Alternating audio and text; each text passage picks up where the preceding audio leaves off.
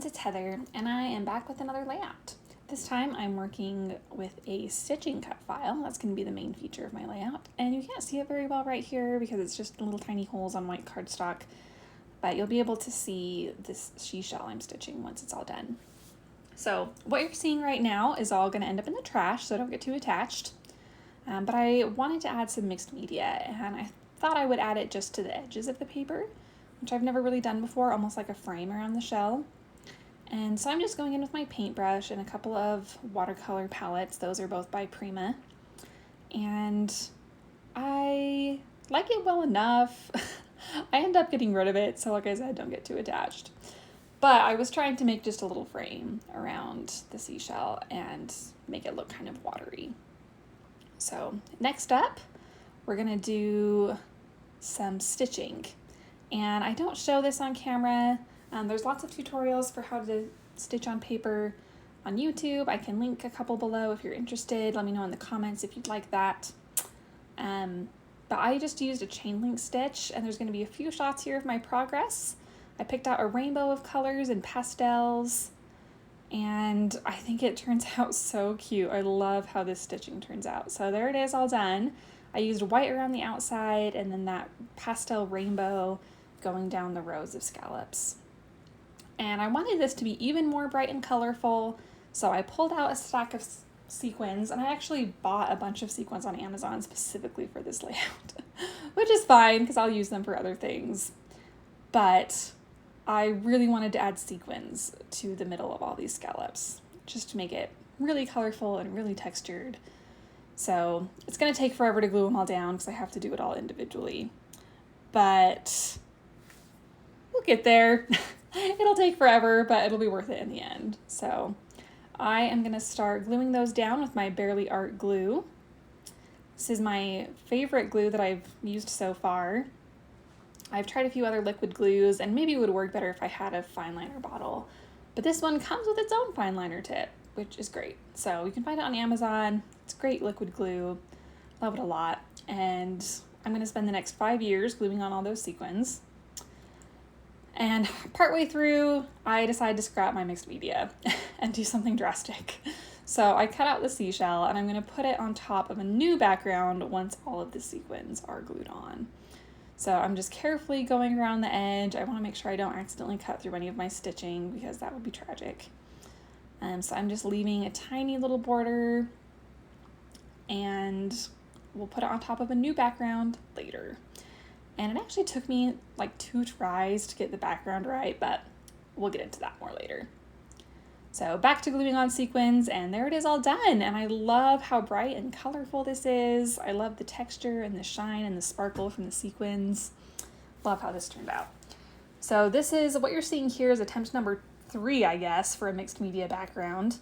I ended up going with an ink pad and that little round sponge tool. It's actually just a kid's paintbrush basically, but it worked really well for the ink. And I'm just brushing it on in a circle. Attempt number 2 was about this same idea, but with a paintbrush, and I just didn't like the brush strokes. Felt like I didn't have enough control over the color. So that's why I switched to the ink pad and this sponge dabber brush thing. And then I got a really wild idea to try using this sponge brush with watercolor. So I'm mixing up some teal, and I'm spraying my brush, spraying the paper, and I'm putting watercolor right on to my background. And I wanted to incorporate that teal color because the water in my photos is, you know, kind of teal and almost turquoise. But it's got that greenish blue in there, so I wanted to make sure that was incorporated on the background. And I love how this turns out. It looks almost like the seashell is glowing or something. But I love how this technique turned out. 5 stars, would try again, worked great. Get yourself a kid's sponge brush for your mixed media, it works great. So there's my photos, it's my daughter at the pool. And now I need to figure out my title, and it's gonna be Shell Yeah, because I think I'm hilarious. So I cut out the shell part with my Cricut, and the letters that spell yeah are from a random sticker sheet that I have in my stash. I have no idea where it came from, but it was the right color and the right size, so we're going to use it. And I pulled out my watercolors again, so you know what that means. more stuff is going to end up in the trash.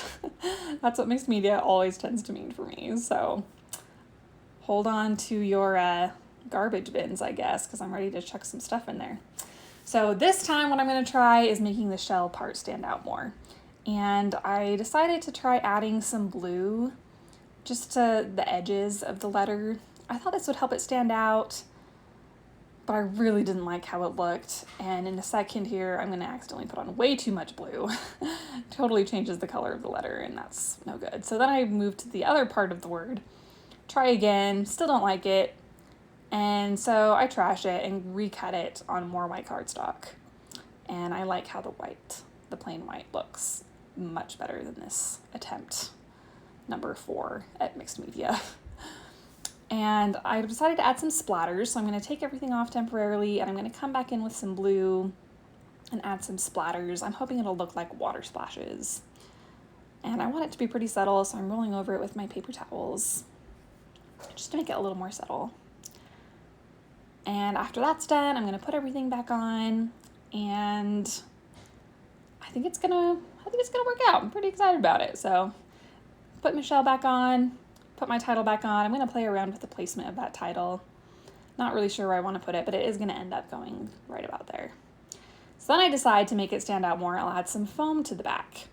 And this is just Kids Craft foam. I cut it into little pieces and arranged it on the back of the letters. And this made a huge difference. The shadow behind the letters that the foam creates really makes the word stand out more.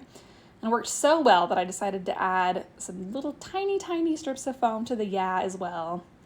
And that took forever, but it was worth it because it does help it stand out more. And I'm just about done here. I'm going to play around with some embellishments. I know I want the embellishments to be really minimal for this page because it's already pretty busy with all the bright colors and all the sparkle. And I really want that seashell to stand out. So I'm going to back my photos with some tissue paper, and after that I'm just going to pull out, I'm going to pull out some paper first actually, and then we'll get to the embellishments, I guess. So this paper is from Blooming Wild. It's this beautiful plaid, and it matched my pastel rainbow of sequins perfectly. So I'm going to cut out a little rectangle of it, tear it up, and use it behind my photos to just help them stand out from all of that color. And the back of this plaid has a pink and yellow ombre. And so I'm going to use the back of the paper to put another little square of paper behind my photos. And again, that's just to add a little bit of color and add a little bit of something to my photos to help them stand out from that big rainbow. And for the other photo, I thought about using the pink side of the ombre, but it didn't really work out because there's already more pink on this page than probably any other color. And so I switched back to the yellow just because there's not as much of it in the sequins. And I think that's a little bit better balance to just use yellow on both of them. And I'm distressing the edges with my scissors there just to add some more texture. I am going to reinforce with liquid glue. You see me using my tape roller there, but I am going to reinforce things with liquid glue later.